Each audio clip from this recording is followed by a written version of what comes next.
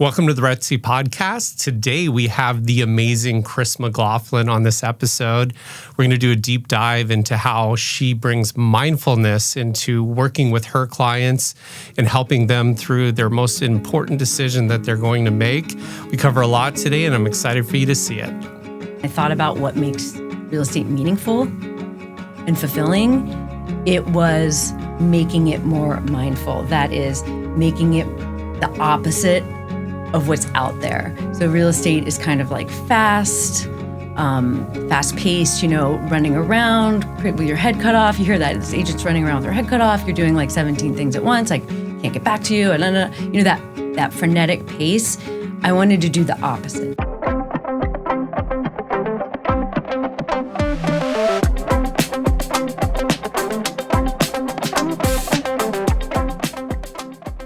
Welcome to the RETSY podcast. Today, Kris and I are sitting down with RETSY agent, Kris McLaughlin. Hi, I'm so happy to be here. Kris with a C, Kris with a K. There you go. Yeah. Kris with a K. It's funny because we were joking, Darren and I were joking about that. Like, it's wild that there weren't any other Krises for a long time at RETSY. Yeah. It's just the one Kris at RETSY was taken, but KRIS is definitely available. There you go. Yeah. I'm so glad. Well, thanks for being here today, Kris. Yeah, thanks for having me. Well, we always like to start with, what did you do before real estate? Before real estate, I worked in advertising at Wired Magazine. Wait, what? Yeah. The Wired Magazine? The Wired Magazine. Wow. Yeah. And not in Arizona. No, I was in New York. Okay. In New York City. Yeah. What? I know. I got to learn this when Kris and I had coffee a couple weeks ago. So I actually did get to learn that, and I knew You didn't spill the beans at all. No, I didn't. I knew that would blow you away. Yeah, that's because you love technology. I mean, do you read it? I get their blog, and I subscribe to them on Apple, and I follow them. Their CES episode was awesome. Mm-hmm. They're just really good at nailing the stuff that's important. So. Well, they were the first. Yeah. Wired was, yeah. Yeah, when I went, it was 97, 98. Yeah. So it was before the internet was a thing. Yeah. So sales were pretty challenging. On Madison Avenue, a lot of the big brands didn't think the internet was going to be anything to really write home about. Yeah. Kind of like that social media thing, that fad. Yeah. Yeah. So I was there that was my first cycle of a boom and a bust. Because I was there through, that was 1999 was the first tech bubble. It was Wired, CNET, Engadget. God, there was another one that I used to love to follow. All of those. Yeah. It was cool. It was I'm blessed to have gotten that experience for sure. Yeah. Yeah.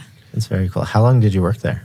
So we'll call it 98, and I left in 2005 when I moved here. Wow. So you went from advertising sales for Wired, print, right? Print. Yeah, and then to real estate. Yes. Yeah. How did that happen? So I was in New York City working at Wired Magazine, loved it, but was ready to leave New York. Let my publisher know if anything came up in the San Francisco office, because that was their editorial headquarters. I'd be up for it. So about a year later, they moved me out to San Francisco, and my role changed to more marketing. If in magazines, you'll see special advertising section across the top. Mm-hmm. Yeah. So it's editorial meets advertising. I would help develop those. So hire the writer, talk to the client, do the creative, come up with ideas, do something beyond just an ad. Give products. Saunas was new at the time, and no one could wrap their heads around how that could work at that time. How great that company could be. Right? Yeah. And how great it could be. So this is, maybe it's 2002 that was happening. So I'm working with them to try to expand their story to the reader, because Wired readers were really unique and special and cared. Yeah. Really cared about technology. Or And especially to buy tech. super early adopter, profile. Yeah. So I was doing that, and then I met my now husband, and when we were getting married, I decided, and he agreed, that we didn't want to necessarily put roots in San Francisco. I didn't see family life in a city personally, and he didn't either. So we started looking at cities, and we ended up in Phoenix. And so when I moved here, I had to start a new career. Yeah. Enter real estate. Yeah. That's awesome. So what got you interested in real estate as that next chapter in your career? I would say it was less about me doing like good due diligence and personal, searching for my next, and more of my sister saying like, hey, you should be my partner in real estate. I was going to ask him, she was already here doing it. Who was first? She was here. She was already here. Was here. And she was already in real estate. Yeah. And she was going to have her first child. Mm-hmm. And so the timing worked out really nicely to partner and work together through those years of having kids. That's awesome. So she was my first, she was my first mentor. I remember when you guys worked together. Yeah. Like, we did deals together back in the day. Yeah, absolutely. Yeah, so that was super fun. And then as our kids got older, we just like went back to being individual agents and doing our brands and stuff. But yeah, Heather is the reason I went into real estate. Yes. Yeah. Mm-hmm. Yeah. Very cool. So we always like to also ask what attracted you to RETSY? Yeah. Well, RETSY, let's see, the time I came over, technology was a big piece of it. Just being, after working at Wired and understanding at such a young age, I didn't understand it then, like I understand it now, but experiencing at such a young age the power of technology and being ahead with technology is part of my cellular being. I'll never forget, there was so you have a magazine to sell for like a month, right? Yeah. And you get it a little before, obviously, like the mock-up and the art. And they had this one cover that was completely neon orange. The whole thing, the words, but the paper was matte and the words were glossy, but it was all one color. And monochromatic wasn't a thing it was so far out for publishing, for printed magazines. And it just said, change is good. And it hit me like in my soul. I think I remember that one. I remember it for sure because it changed me forever. Yeah. I looked at it so many times. I had my hands on it so many times. I sat in meetings with it, and it was challenging me. Just that cover like challenged me because change scared me so much. And I felt like the power of those words. And it was about that time when technology was coming on and no one really thought it was going to change anything. And we were saying it was. And being part of that, that experience made me realize at a really early point in my life, and probably early for like the general culture, that this is not a joke. Yeah. And if you're not okay with change because it's going to start happening so rapidly, you're kind of going to either get left behind or be really uncomfortable. Yeah. And so I adopted this new way of trying to be, which was more adaptive, more open to change, and more open to new technologies, like early in the game, I would say, just because of where I was working. So when I was looking around at Brokerages, there wasn't another competitor for those attributes of being ahead of the game, forward thinking on technology, as it supports not only the agent, but our clients. Yeah. Because that's truly what every decision I make is really for my clients, for me and then my clients. It's sort of like serve yourself, overflow, serve others. So it all has to be in alignment, Mm-hmm. Yeah. But technology was a huge piece of it. Yeah. From your background. And I mean, now it's like, gosh, we got to chat about some stuff, but it's ever evolving and it's changing exponentially daily. There's a new tool or this and that. And you know what I used the other day is Claude Copilot. Okay. In a Chrome browser. I was having some issues, obviously, with Connect and trying to diagnose the problem. And my guy overseas was like non-responsive. And I literally just brought up Claude, brought it on my screen. I'm like, here's the issue I'm having. They're like, okay, click here. And then I'm like, I don't see what you're saying. And they're like, do you want me to do it for you? I'm like, yes. And you just saw the browser just go and it clicked and did everything and refreshed the cache. And then it's like, this should work now. Try logging out, relogging back in. And it was just like, this is unbelievable. Like the fact that I have a developer sitting there watching my screen on my screen. I mean, I feel like out of all the AIs, I can kind of trust Anthropic, but that said, it's like we went from like, that would have been a 3-week process to try to diagnose that took 3 minutes. Yeah. So The not time fully collapsed. diagnosed yet, but we're still working on it. But it was like you could still like solve for the moment. Yes. Yeah. Yeah. And keep going. Yeah. You weren't waiting for whoever to get back to you and with a stall. Yeah, technology. Yeah. The possibilities and in our industry. I remember when I came to Arizona, it was still like that carbon copy you remember the 5-layer carbon copy contract? Yeah. Like Yeah. most brokerages weren't even online. Press hard, 3 copies. I was like, what did I do? Why did I move here? How did I get into such an archaic industry when I'd been at like the leading tech company, reporting on company, experience that I could have had in New York City and San Francisco. And so I was a little bit like unsure about my decision, but quickly real estate like started to catch up and the technologies like started to come on board. And so. Yeah.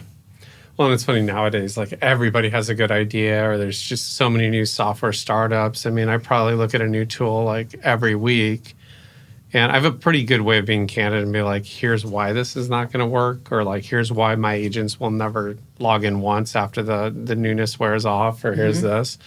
But then there's some stuff that's presented to me where I'm like, you guys are almost there. Like, call me in like 3 months when you get X, Y, and Z built in.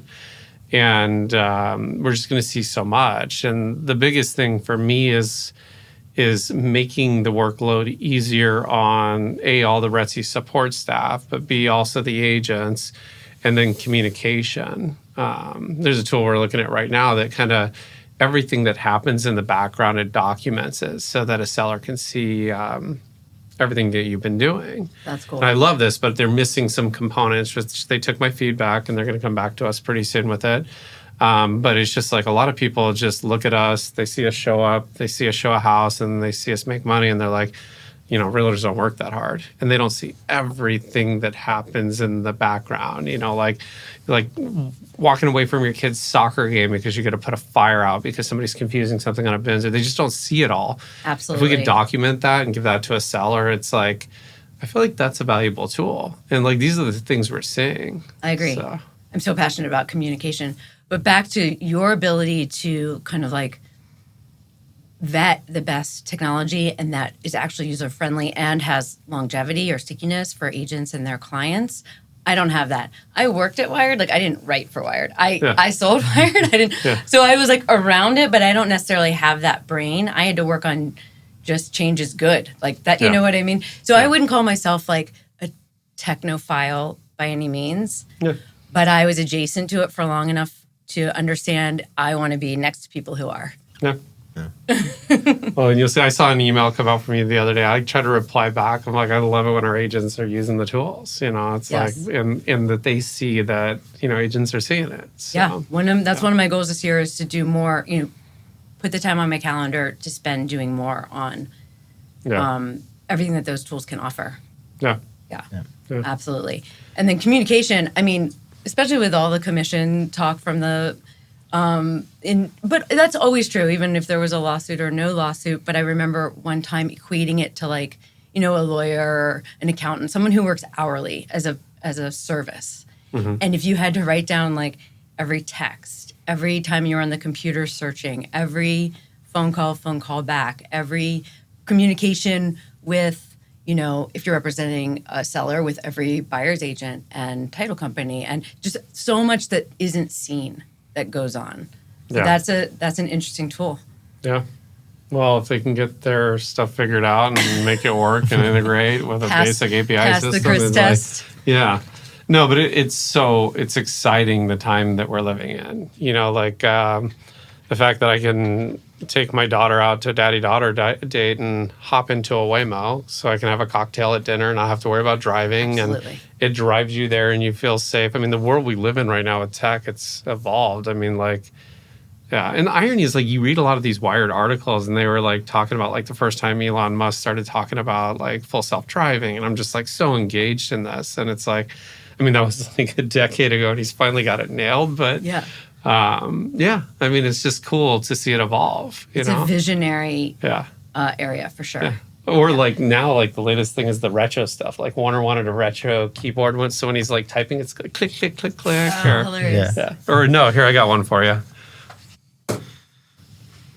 iPhone with a BlackBerry keyboard. Amazing. That is so good. I'm like, why is it so much longer? I actually find it easier to type, and I like the shortcuts. Okay. I like the shortcuts. BlackBerry the shortcuts on the keyboard. Definitely a thing. Yeah. I don't know how they're not infringing on like some sort of patent there, but is it the case? It's in the case. It's in the case. Yeah, it's a part of the case. Like I see. I mean, and then it gives you full access to your full screen. So some apps are easier to use and it's more convenient. there are people who kept their BlackBerries plus whatever like the latest phone was. Like StarTech came out, Nokia came out, like pre-iPhone. There was always a new flip phone or, Talk about turning the world on its side. I mean, when he released the digital keyboard, I mean, that's incredible. Incredible. So, Steve Jobs, I still remember that conversation. One more thing. So let's talk more about your real estate career. Okay. Evolution. You joined us at RETSY, which is awesome. I remember that call, and I was like, when you called me, and I'm like, and then it was like 2 seconds, and I'm like, she's not calling on a property. Like, this is the let's sit down call. So I was super excited for it, and it was like right around the same time. I think the Smith Group had come over, and you guys were just such a great group that I loved and respected, and we were part of mastermind groups together, and we still have the rock stars text and all that stuff, that group. So it felt really great. And sitting down and then having you see what we're trying to build and where we're trying to go and how we're always going to try to stay ahead of the curve.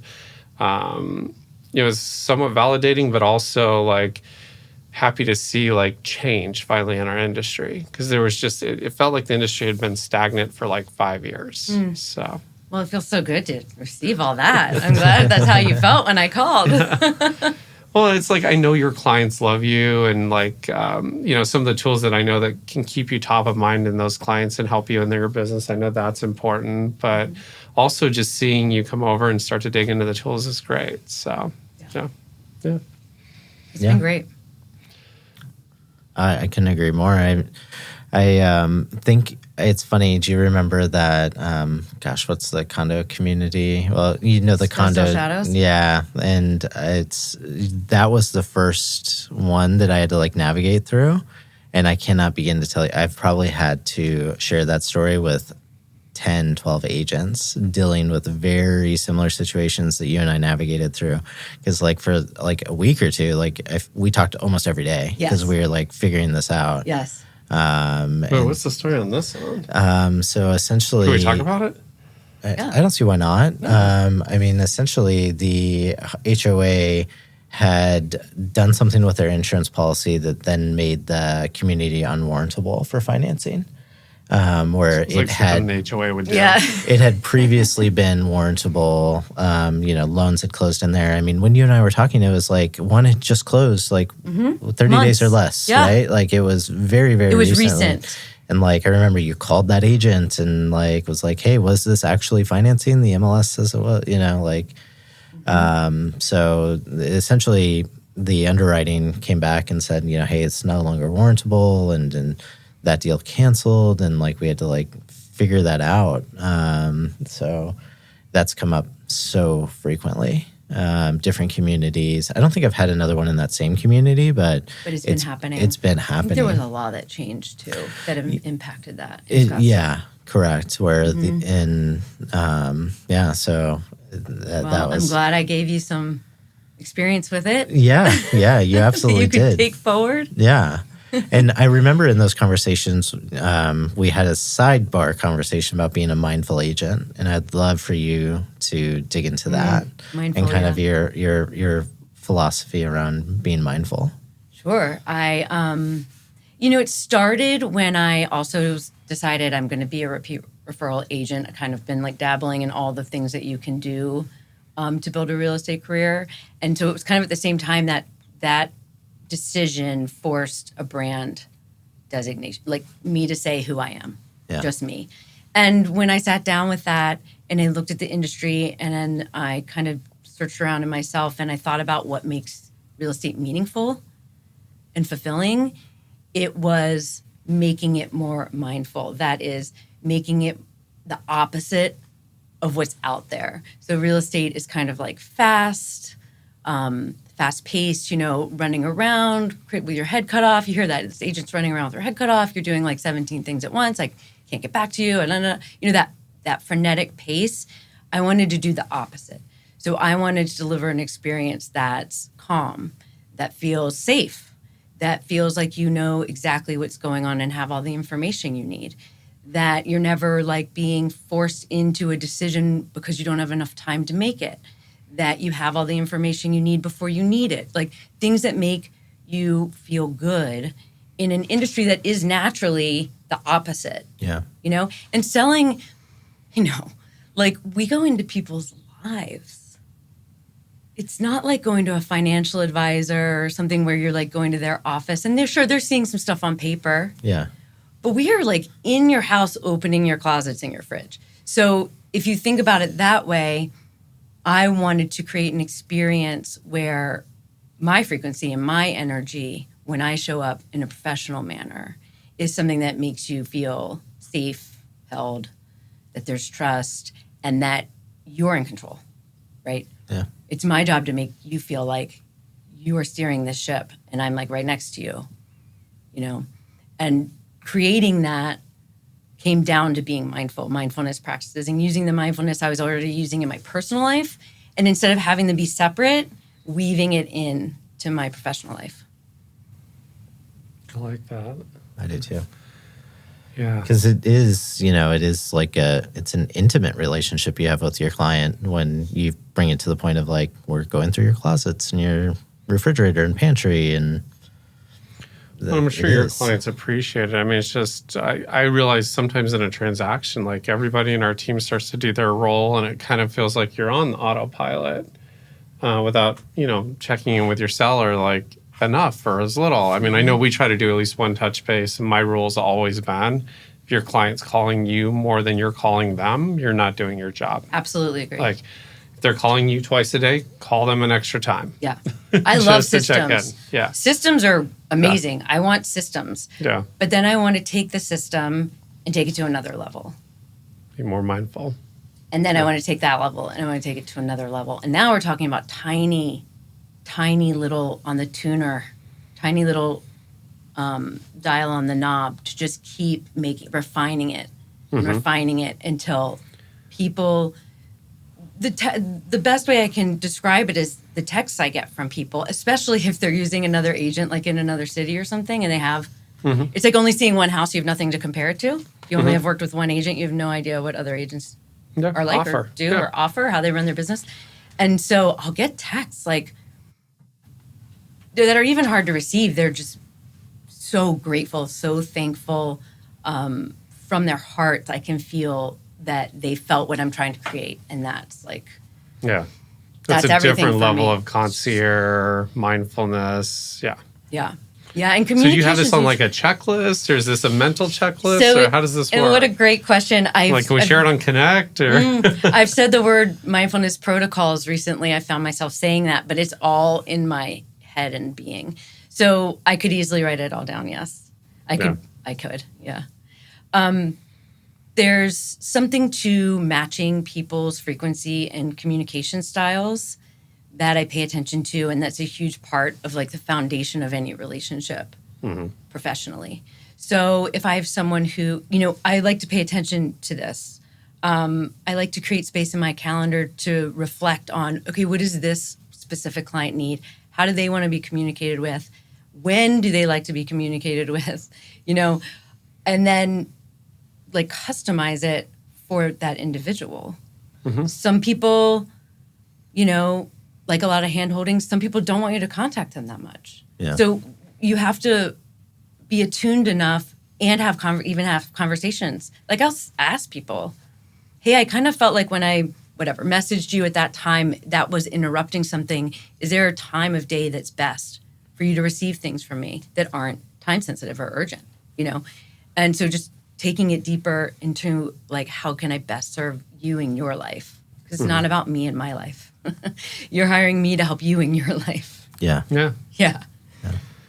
No, the cadences of communication, how you do that, you know, it's like I think some people do, they have the initiative, they know to do it. I mean, I'm thinking recently on a transaction I had where it's just like every day at like 5:15, like my phone would ring and I knew exactly who it was. And then it was just like one day I caught him off guard and just called him at 5. And he's like, oh, I was just thinking about calling you. I'm like, Yeah, no shit. It's like, But if you find that's even like if a there's pattern. no news, nothing whatsoever, it's just like But that person needed he that. needed that. Yeah. Yeah. Yeah, he really needed that. I mean, that's a gift. That's Yeah. a really obvious need. Like Yeah. anytime you see a need, just start filling it. Yeah. I mean, that's being mindful enough to pay attention Yeah. to those things is part of that mindfulness protocol. yeah. There's no such thing as over communication in real estate, I feel like. No, if someone tells you to stop calling them, you're doing a good job. Yeah. I did a training actually. This was a Wired. This was like old school corporate training, and before texting was really a huge thing, but it stuck with me for all of my sales jobs, which is the mode of communication has to match the importance of the message. And now and I'm for sure a texter. I mean, I text most everything to a fault. So I try to really pay attention to what am I communicating. And so this in the sales training, they threw out some examples, and then you'd say like what you would use: text, email, phone call, in person, are the main four, right? And so texting's really supposed to be from a modality communication standpoint, professionally. Scheduling, I'm late, we just sent this, that kind of like alert, right? If you have something, as the importance of the message goes up or gets more dense, if you will, with like needed information, important information, then you need to go to email. If your text is longer than a few lines, you need to stop texting and start writing an email, Yeah. And then Our parents know that. right, parents, like they the didn't get that parent training. ones. Yeah, the super long bubble. You get a bubble that you have to keep moving the screen. It's like, oh, this should have been an email or a call, right? And then if it's an email and you're like, God, if I send this, I don't know how it's going to be received. You start to get that sense. You pick up the phone. That's a telephone call, And if it's really big, we don't meet a lot. Old school real estate was in person. Yeah. Mm-hmm. And I think there's a reason, not just the technology of the time, because that wasn't true for all industries. Yeah. Mm-hmm. There's something about the nonverbal communication. What is it? Like 98% of communication is nonverbal. Yeah. Mm-hmm. That I think is really important when you're dealing with an individual and their home. Mm-hmm.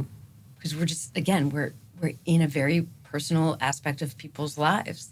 And so that always stuck with me. So that is part of the mindfulness protocol. Like what information am I sending over? What's the level of importance? And what's sort of the outcome for the person receiving it emotionally? Mm-hmm. And then I decide like which of the modalities I'm going to use.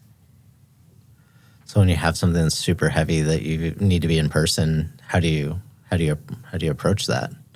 Oh, like how do I set it up? Yeah. With a phone call. Yeah, phone call. Mm-hmm. And I say I'd really prefer to do this in person. Sometimes people don't want to meet in person, and that's up to them, but at least I put it out there. Yeah. So that ends up turning into a phone call sometimes if that's what the client wants. Yeah. Because you can't leave people hanging, Sure. like in stress, Yeah. waiting to meet with you to find out. This is like going to the principal's office Right. or whatever. Yeah. Like, what shoe is going to drop? What horrible thing has happened? Yeah. So you do give them a brief overview. Yeah. And say, like, I'd really love to talk about this in person. I think Yeah. it would be beneficial for both of us. And then clients should just say, great, like, let's sit down. Yeah. Or I don't have time. Can we do a phone call? Yeah. I think Zoom is speaking of technology, I don't think it's impersonal to do a Zoom. Yeah. I think it's an efficient way to communicate, quote unquote, in person with technology. I mean, some people equate FaceTime to time travel. Mm-hmm. Yeah. Like if I can FaceTime with someone in Spain, Yeah. I'm time traveling in a way. Yeah. Mm-hmm. Yeah. Yeah. Essentially, I'm in Spain with them and they're in Phoenix with me at the same time. That's Yeah. incredible. Yeah. Like we take that for granted. Yeah. So some people, I think there might be a vibe on like Zoom calls or FaceTimes that it's like not. It's like you didn't go the extra mile to come meet with me, but really it's change is good. It's let's use the tool. I mean, I do that with out-of-state clients and do showings that way. Yeah. Let's use the tool to collapse time, but be in person. Yeah. No, Zoom's my go-to. We talked about this on a previous podcast with so many scam emails, and they'll communicate with you. They'll ask the right questions and this and that. And then, it's like, let's jump on a Zoom. I want FaceTime with Yes. you, right? And they Yeah. won't do it. They just won't do it. And you can almost instantly tell that it's a scam. If they won't talk to you on the phone. Oh, that's how you're vetting the scam. That's how I'm vetting the scam. Great Like tip. they'll email, won't answer their phone, right? Won't answer text. They'll email and it's like, all right, let's do a Zoom. And then it's like, oh, well, let's do a team meets. And then you get the link and you realize it's a hijacking link. And you're just like, wow, you just wasted a couple hours of my time. Mm-hmm. You know, it's so good vetting frustrating. process. You should just start with that. Yeah. You just start with the Zoom. Yeah. Save yourself. Like, thanks for your text. Here's a Zoom link. Get on there. You don't get to work with me. Pretty much. I mean, if someone shows up, idea. But then when if someone actually showed up and it was a real person, you'll be like, wow, thank you so much. Well, I get so much spam. I plugged them in Forewarn and it's like they were a real person, but clearly that person's phone had been stolen. So, yeah. I kind of used to hesitate on that because we do get so much spam as agents and our numbers are out on the internet for whoever to do whatever with. Yeah.